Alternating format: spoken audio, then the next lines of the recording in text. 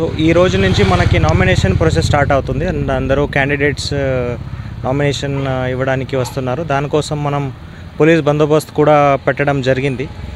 So especially మనకి ఈ RO గారి ఆఫీస్ నుంచి 100 మీటర్ వరకు ఎవరిని కూడా అలౌ చేయదు. ఓన్లీ క్యాండిడేట్స్ విత్ 4 మెంబర్స్ని, అంటే 1+4 మెంబర్స్ని అంతే అలౌ చేయాలి. అండ్ ఏది కూడా వెహికల్ అలౌ చేయొద్దని రూల్స్లో ఉన్నాయి. సో దాన్ని బట్టి మనం బందోబస్తు పెట్టుకున్నాము.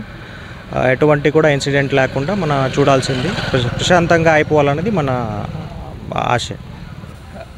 గేట్ నుంచి జస్ట్ 1+4 మెంబర్స్ క్యాండిడేట్తో పాటు 4 వెళ్తారు అంతే. మనం వెహికల్కి జనరల్ వెహికల్కి డైవర్షన్ పాయింట్స్ పెట్టుకున్నాము.